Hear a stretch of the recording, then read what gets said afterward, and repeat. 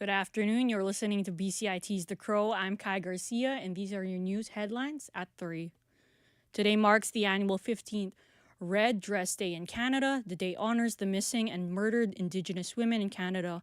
One of the families of these 3 Indigenous females that were found dead in 2022 are demanding the province to launch an inquest of the case. Stating unanswered questions of the deaths, Natasha Harrison speaks on the injustice of the alleged unfair investigation and the heartbreak she had to go through because of the death of her daughter Tatiana. These are basic human rights that everybody else gets. So I don't understand why this isn't given to my daughter.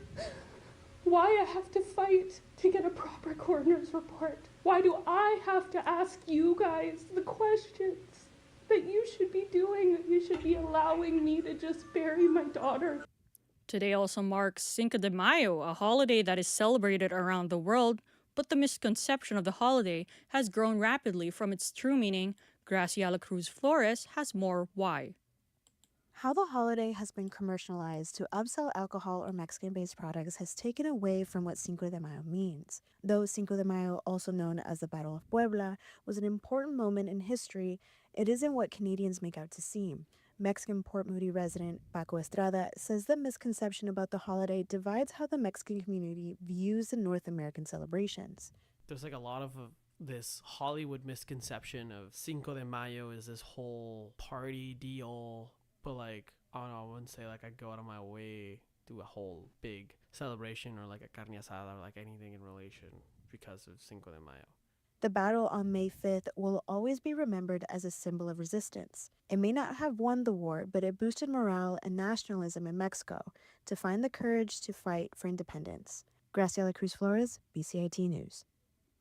I have Graciela Cruz Flores on the line with me to speak more on Cinco de Mayo. Graciela, how does Canadian Mexicans like Paco Estrada actually celebrate Cinco de Mayo? Paco says that they normally don't. Besides the town of Puebla, where the Battle of Cinco de Mayo was, it's a day of remembrance and symbolism of strength. So other than the acknowledgement of what happened on May the 5th, it is definitely not celebrated as how here in Canada is perceived. Why is it important for non-Mexicans or Canadians to know the holiday's true meaning? It's important because the culture misconception clouds what the holiday means. So when you see how the holiday is commercialized in North America, the interpretation is that it's a day to celebrate and party and drink, rather than remember the day Mexico found nationalism and continued to fight hard. You have to remember that the battle was won, but the war wasn't, and so it's just a day of remembrance. Thank you, Graciela, for that. Moving on, tragedy struck Vancouver during the recent Lapu-Lapu Festival, where many people were hurt or killed during a day of celebration. The Vancouver Comedy Club hosted a special event to fundraise for these families of the victims. Arden McLeod has more on the story. Sunday evenings do not typically gather crowds at the Underground Comedy Club in downtown Vancouver, but this weekend was different. Performers and employees volunteered their time, and all ticket sales were directly donated to victims' families. John Cannon, CEO of the Underground Comedy Club, touched on their intention behind the event. It's not just about raising the money when you're doing a comedy show. It's also about getting together and being able to laugh no matter how hard life gets. 3 of the comedians who volunteered were Filipino, and 1 was an American. All 4 of them are eager to host another night in support of Vancouver's Filipino community. Arden McLeod, BCIT News. I have reporter Arden McLeod here with me in the studio to speak more on the event and its impact. Arden, how does the event support the victims of the Lapu-Lapu Festival incident? Well, the Underground Comedy Club wanted to prioritize exposure for families, victims' families' GoFundMe pages. And so they had the QR codes plastered everywhere in the space, and they also had their comedians and employees working for free that night. Why did they choose comedy as a method of relief? I spoke with the owner, John Cannon, and he put it well. He said that comedians, a lot of their work is turning darkness into light, and they wanted to foster a space where the community could come together and try to support them to turn that pain into love. That was the way they put it. Thank you, Arden, for that story and joining us today in the studio. In BC, to follow, the province's premier, David Eby, tells us about the film industry not to panic after U.S. President Donald Trump says that foreign films should be given 100% tariffs. Premier Eby has more to say on why it's unlikely. The president's proposal is incredibly hard to understand. Try to imagine, as an American, an option for two versions of Netflix, one where you get just a handful of productions, the other where you pay $50 a month or $100 a month and you get to see what everyone else in the world gets to see. To say the implementation would be challenging is an understatement. We don't watch DVDs anymore. With more on Premier David Eby, he has advice on the newly elected Prime Minister Mark Carney on what he should do when he meets U.S. President Donald Trump later, after recent comments on Canada becoming the 51st state of America. Here's what Premier Eby has to say about the meeting. I want the Prime Minister to be strong. I want him to stand up for our country. I want him to take no guff from the President. And I want him to be constructive and to underline the shared prosperity that we've enjoyed and that can be expanded if we work together. More on the meeting. Prime Minister Carney has just left this afternoon and said that the meeting may be difficult but constructive as he aims to talk about the economic relations and security agreements between the two countries. U.S. President Trump comments on what it'll be about. I don't know, he's coming to see me. I'm not sure what he wants to see me about, but I guess he wants to make a deal. Everybody does. They all want to make a deal because we have something that they all want. Following up on sticking up with Trump, an image of an AI-generated photo of the U.S. president as Pope went viral as the White House X account shared it. Following this week's incoming conclave, the president said that he would like to be Pope. Here's what President Trump says about why it's no big deal and all jokes. Actually, my wife thought it was cute. She said, isn't that nice? My question about Actually, I would not be able to be married, though. That would be a lot. I'd have to the best of my knowledge, popes aren't big on getting married, are they? Not that we know of, no. Following up on the Pope, before Pope Francis died, he donated a Pope-mobile to serve as a mobile health unit for the children of Gaza. Vatican's Caritas Charitable Federation will repurpose the vehicle to put it to use and will wait for the Eumeritan corridor to reopen. It will have equipment for diagnosis, examination, and treatment for the children affected by conflict in the area. Following more on Gaza, Israeli officials say that they have plans to seize Gaza if carried out. It will expand on Israel's operations in the Palestinian territory and will likely cause international opposition. The Israeli cabinet ministers approved the plan earlier today. The details of the plan were not formally announced, and the timing of implementation and still remains unclear. In gaming, the release of the most awaited game of the decade, Grand Theft Auto 6, is once again delayed, pushed back, and its release date is now May 26, 2026. Developer Rockstar Games apologized for the delay, but ensures that the game quality will be accepted. The parent company Take-Two Interactive fell nearly 7% in its shares. Following today's weather, according to Environment Canada, says it's clear and sunny skies all day with highs of 16 and lows of 11. Following back, the New York Times has won 4 Pulitzer Prizes during the awards, and the New York Times and the New Yorker got 3 awards. Those were your news headlines at 10:30. I'm Kai Garcia for BCIT's The Crow.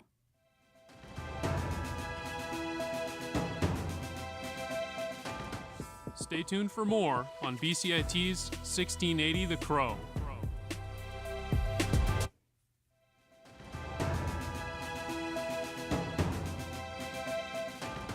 Stay tuned for more on BCIT's Crow.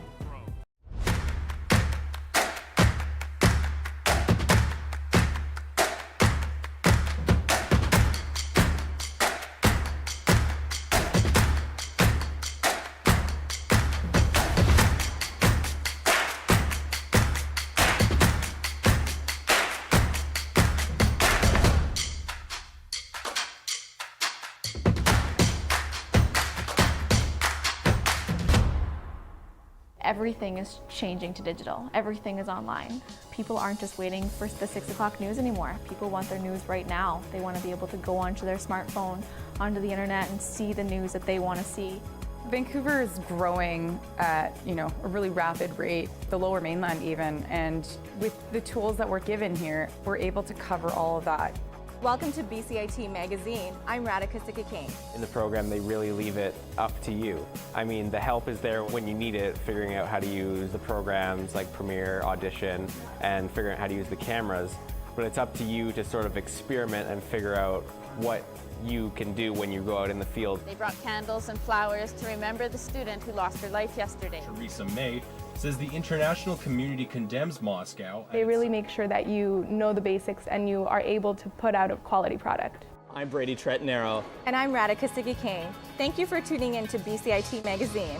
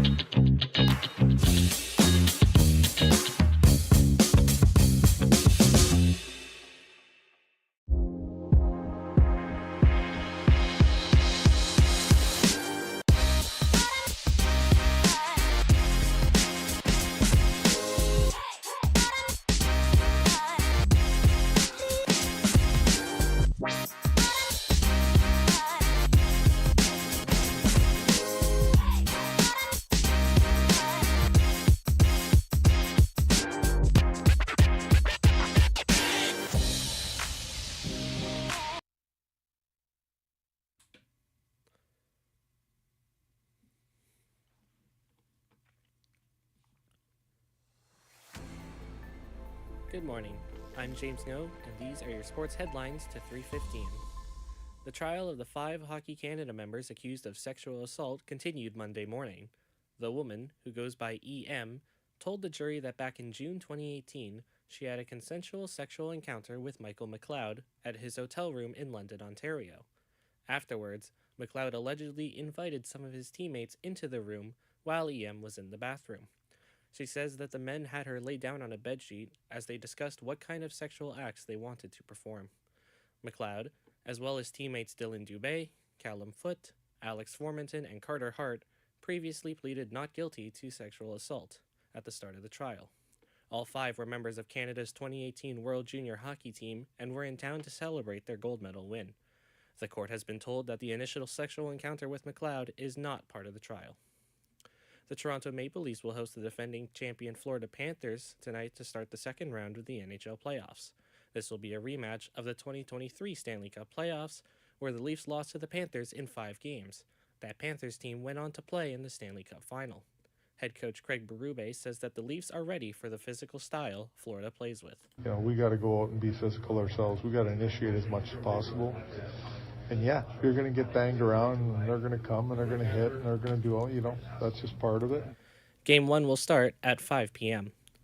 In basketball, there are 2 NBA games scheduled later today. At 4 p.m., the New York Knicks will travel to Boston to play the defending champion Celtics. The Celtics won all 4 of their regular season games against the Knicks and hope to continue that trend into the series. Then at 6:30, the league-best Oklahoma City Thunder host the Denver Nuggets. The Thunder are well rested after sweeping the Memphis Grizzlies in round 1, while the Nuggets had to win Game 7 against the Los Angeles Clippers to make it. Both teams feature Canadian stars in Nuggets guard Jamal Murray and Thunder guard Shai Gilgeous-Alexander. The Toronto Blue Jays have signed pitchers Spencer Turnbull and Jose Urena to major league contracts. Both players had spent time in both bullpen and starting rotation roles last season. The move comes as pitchers Max Scherzer and Eric Swanson have been placed on the 60-day injured list. The Blue Jays are coming off a series loss to the Guardians, which included a 3-0 lead in the 8th inning falling apart at the hands of Daniel Schneemann. Swung out and blasted! High, deep to right! Gone! How about that? Oh, what a celebration! Awaiting him in the first base dugout, and the Guardians stun the sellout crowd and lead it 5-3. The Blue Jays start a 3-game series against the Angels tomorrow at 6:30. Some baseball action this evening as well, as the Seattle Mariners host the Athletics. The Mariners lead the AL West Division with a 20-13 record, but the A's are only 2 games back after a surprisingly hot start. Bryce Miller takes the mound for the Mariners, while Luis Severino gets the nod for the Athletics. The game is scheduled for tonight at 7 p.m. The Baltimore Ravens have released franchise kicker Justin Tucker after 12 seasons with the team. The move comes after Tucker's worst year of his career, as well as allegations of sexual misconduct. Tucker is considered one of, if not the best kicker in NFL history. He holds 5 Baltimore Ravens franchise records, as well as 5 NFL records. The Ravens drafted kicker Tyler Loop in the 6th round of the draft a few weeks prior to the move. Tucker will become a free agent with the freedom to sign with any team he wants. The NFL has announced that the 2027 NFL Draft will be held in Washington, D.C. U.S. President Donald Trump made the announcement Monday morning, alongside NFL Commissioner Roger Goodell, D.C. Mayor Muriel Bowser, and Washington Commanders owner Josh Harris. The draft will take place at the National Mall, home to the Lincoln Memorial and Washington Monument. It comes as the Commanders begin the process of moving back to Washington after playing in Landover, Maryland since 1999. That's all for now. Thank you for listening. Once again, I'm James Ngo, and you're listening to BCIT's The Crow.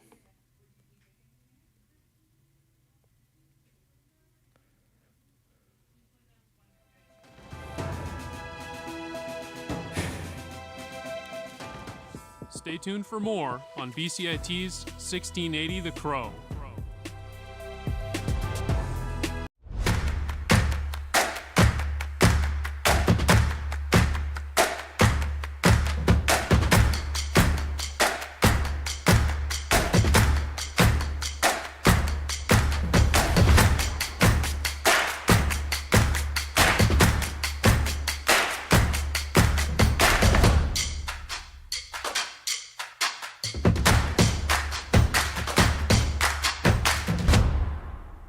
Everything is changing to digital. Everything is online. People aren't just waiting for the 6 o'clock news anymore. People want their news right now. They want to be able to go onto their smartphone, onto the internet, and see the news that they want to see. Vancouver is growing at, a really rapid rate, the Lower Mainland even, and with the tools that we're given here, we're able to cover all of that.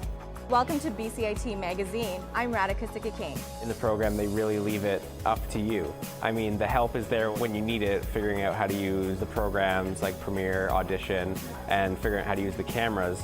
But it's up to you to sort of experiment and figure out what you can do when you go out in the field. They brought candles and flowers to remember the student who lost her life yesterday. Theresa May says the international community condemns Moscow. They really make sure that you know the basics and you are able to put out a quality product. I'm Brady Tretanero. And I'm Radhika Sikakane. Thank you for tuning in to BCIT Magazine.